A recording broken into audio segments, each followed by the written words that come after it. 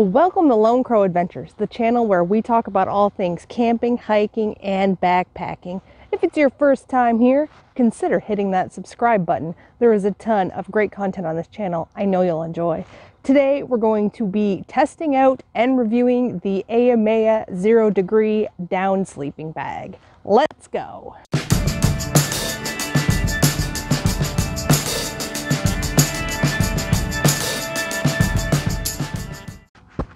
This is the Ayamaya 0 Degree Down-Filled Mummy Sleeping Bag.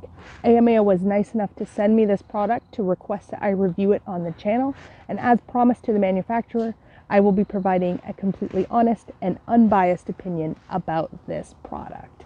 So we'll start by getting it rolled out. It does come with a compression bag, which is nice because this is a pretty big sleeping bag. It will accommodate sleepers up to 6 feet 5 inches tall, and it does have a heavy weight. The website listed the weight as 3.9 pounds. When I weighed it at home, my scale weighed it at 4 pounds 8 ounces. So it's a pretty heavy sleeping bag.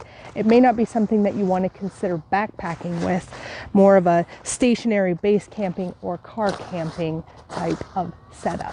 The Ayamaya 0 Degree Down Sleeping Bag consists of 3 basic materials. On the exterior, we have a 320T ripstop nylon, and a waterproofing agent has been applied, so it's going to help to repel moisture and counteract some of that vapor that's going to build up while you're sleeping in cold temperatures. It has really easy operating zippers, which is one thing I really appreciate, because there's nothing worse than fighting with a zipper when you're trying to get in or out of your bag. The interior is made out of a 320T polyester, so it's going to feel nice and soft against your skin. And the insulating materials in this bag are made out of a 1200G duck fill down. And this is going to keep you very warm in some colder temperatures, and it's also going to compress really well into its original stuff sack.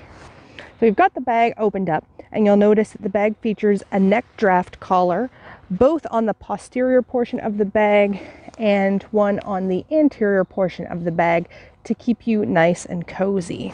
It does also feature a really nice hood to help keep in some of that heat.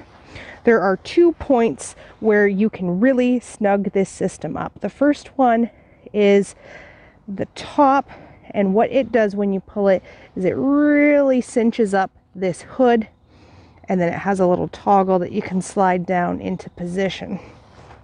The second adjuster, I'll just loosen this one so we can really see. The second adjuster here is for the draft collar. So once this bag is zipped up and in position, you would pull this nice and tight, and this is going to cinch right up around your shoulders to keep you warm.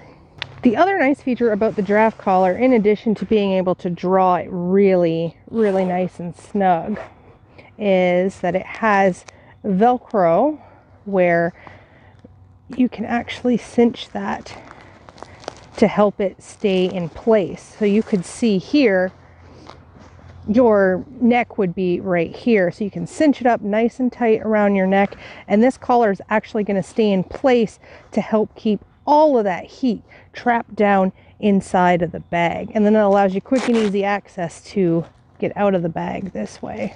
So that's one feature that I really enjoy there. Next, we'll go through some of the dimensions of the Ayamaya 0 Degree Down Sleeping Bag. The length on this bag is 81 inches, so it will accommodate sleepers up to 6'5". We have 31 inches of width at the shoulders, 26 inches of width at the hips, and the foot box is 14 inches wide. Now the foot box is really lofty feeling, and I tend to get cold feet when I sleep, so I'm really excited that this one has a nice good amount of padding in the foot box to help keep me warm. And it does have a couple of suspension straps so that you can hang your sleeping bag in between uses, so that way the down doesn't become chronically compressed in a compression sack for storage. So that's another nice feature of this bag. I'm getting ready to turn in for the night in the Ayamaya 0 degree sleeping bag. We're going to test it out and see how it's going to perform. Now the temperatures that I'm going to get tonight are nowhere near 0 degrees. We're expecting a low of about 32 degrees, so right around that freezing point. So there is no reason that this sleeping bag shouldn't keep me adequately warm. The sleep pad that I'm going to be using with it is this one here. It is the Nemo Tensor 25 insulated pad, and this pad is rated to 15 degrees. So between the temperature rating of the pad and the temperature rating of the sleeping bag, I should be nice and cozy. What I'm going to be wearing for clothes, obviously my Duke, can't forget my Duke, and then I just have a really thin pair of underlayers on the bottom and the top with nice little turtleneck, and I have fleece fuzzies on the outside with my rainbow unicorns, and a nice warm waffle shirt on the outside. So I don't think I'm going to need any other layers tonight if this sleeping bag does its job.